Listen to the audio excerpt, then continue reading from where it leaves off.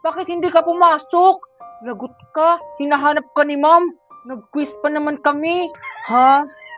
Kasi Alexa, kaya hindi ako pumasok sa school. Hindi ko kasi nabayaran yung project ko. Tapos, sabi ko pa naman ni ma'am kahapon, ngayon ko mababayaran yung project. Kaya ayun, hindi ako pumasok. Kasi wala akong perang pangbayad. Ah, ganun ba? Kawawa ka naman, Scarlett. Ah, Scarlett, dun sa tita mo, bakit hindi ka dun humingi ng pera pambayad ng project mo? Hindi naman yung nagbibigay ng pera. Yung pera nga ang pinadala ng mami ko, hindi niya binibigay sa akin. Ah, yun lang. Ang pangit pala ng ugali ng tita mo.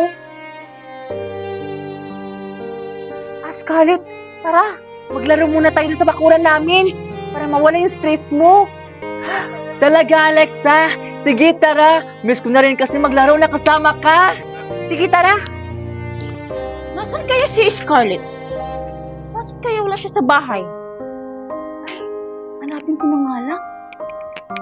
Ah, Alexa, ano naman yung lalaroin natin? Ay, alam ko na. Ang lalaroin natin ay spaghetti pababa at pataas. Ah, sige, Alexa. Magandang laro yan. Sige, simulan na natin. Spaghetti pababa, pababa ng pababa. Spaghetti Andyan ka lang pala, Scarlett. pataas ng Manda sa akin. Spaghetti pababa, baba ng pababa. Ang saya ng nilalaro natin, Scarlett. Oo nga, Alexa. Hi, Scarlett! Isay, anong ginagawa mo dito? Nandito ako kasi hinahanap ka ni Mami. Lagot ka! Bakit, Isay? Ano naman yung ginawa ko? Bakit ako papagalitan ng mami mo? Scarlett, sino siya? Ah, yan yung anak ng tita ko, Alexa. Oh, bakit? May problema ka? Hoy, Scarlett, sino itong kasama mo? Bakit ang tsaka-tsaka? Kung makapanglait, akala mo kung sino maganda? Totoo naman ah. Ang tsaka-tsaka ng mukha mo. Mas maganda pa ako kaysa sa inyong dalawa. Hayaan mo na siya, Alexa. Tara, doon na lang tayong maglaro kasi may nakawalang aso. O sige, Scarlett, tara. Walang hiya ka talaga, Scarlett. Isusubukin kita kay Mami.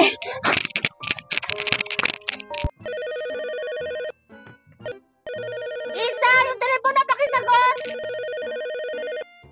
Sino ba itong tumawag? Aling Lena? O, Isa, sino daw yung tumawag? Mami, si Aling Lena tumawag. Ano? Ano? Bakit ngayon mo na sinabi? Kutra ng bata ka! Ah, hello Maring Lena. Bakit napatawag ka? Ah, Mare, ito bang sinabi ni Scarlett na hindi niyo daw binayaran yung project niya sa school? Tapos, ginawa niyo daw siyang katulong sa bahay niyo? Hindi yung totoo, Mare. Gumagawa na ng tulong si Scarlett. Ganito kasi, Mare. Pinagalitin ko si Scarlett kanina kasi sinabihan niya kami mag-ina. Masama daw yung ugali namin. Ouch, ouch. Matapos siyang patilan sa bahay ko. Tapos pakain ng masasarap. Bakit ito lang yung igaganti niya sa amin? Ang sakit, Mare. Totoo ba yun, Mare? Oo, Mare.